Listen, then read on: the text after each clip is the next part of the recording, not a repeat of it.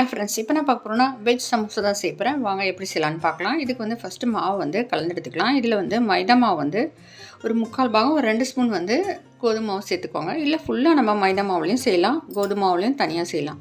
அஜ்வீன் இருந்தால் சேர்த்துக்கோங்க, இல்லைனா ஓமம் இல்லைனா சீரகம் சேர்த்துக்கலாம். நல்லா கலந்து எடுத்துக்கலாம். ஒரு ஸ்பூன் வந்து ஆயில் இல்லைனா கீ சேர்த்துக்கோங்க. உருளைக்கிழங்க நல்லா மேஷ் பண்ணி எடுத்துக்கோங்க. அப்புறம் என்ன வெஜிடபிள்ஸ் வேணால் போட்டுக்கலாம். நம்ம நான் வந்து வேக வச்சு வச்சுருக்கேன். நான் வந்து பீட்ரூட் வந்து சேர்த்துருக்கேன்.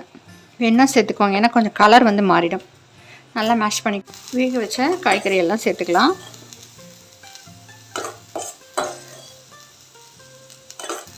வதக்கின வெங்காயம், பச்சை மிளகாய், கருவேப்பிலை இதையும் சேர்த்துக்கலாம். மஞ்சப்பொடி, மிளகாப்பொடி, கரம் மசாலா பொடி, தேவையான சால்ட்டு சேர்த்துக்கோங்க. இது வந்து நல்லா கலந்து விட்டுக்கணும். நல்லா கலந்து விட்டுக்கலாம். நம்ம இஞ்சி தட்டி சேர்த்துட்டு கொத்தமல்லி சேர்த்துக்கோங்க. இப்போ நல்லா இதை கலந்து விட்டுட்டு நம்ம வந்து சமோசா போட்டு எடுக்கலாம். நல்லா மேஷ் பண்ணிட்டேன். மேஷரில்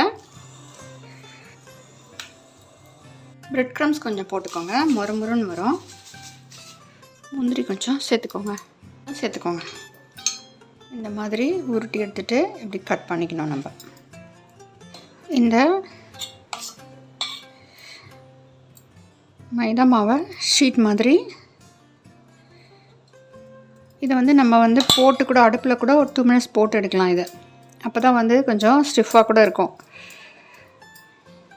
எடுத்துட்டு அதுக்கப்புறமா வந்து நம்ம வந்து கோன் மாதிரி செஞ்சுட்டு இதை வந்து இப்படி மடிச்சிருங்க. மடிச்சுட்டு இதை வந்து இப்படி தான் மெல்லமாக எடுக்கணும். அளவு எடுத்துகிட்டு உள்ளே வச்சுட்டு நம்ம இப்படி வந்து க்ளோஸ் பண்ணிடலாம். இதே மாதிரி எல்லாம் செஞ்சுருவோம் ஃப்ரெண்ட்ஸ். இந்த மாதிரி ஆயிலில் போட்டு எடுத்துடலாம். சூப்பராக இருக்குது பாருங்கள் ஃப்ரெண்ட்ஸ். அதே மாதிரி 2 போடுவோம். மைதா மாவை இதில் தடவி எடுத்துகிட்டு நம்ம வந்து கோன் மாதிரி செஞ்சுக்கலாம். ஸ்டஃபிங்கை வச்சுட்டு நம்ம அப்படியே வந்து மூடிடலாம். மூடிட்டு இப்படி எக்ஸஸாக மாவு இருந்தால் கூட எடுத்துருங்க. இது மாதிரி ஆயிலில் போட்டு கோல்டன் ஃப்ரை ஆனோம்னா எடுத்துடலாம்.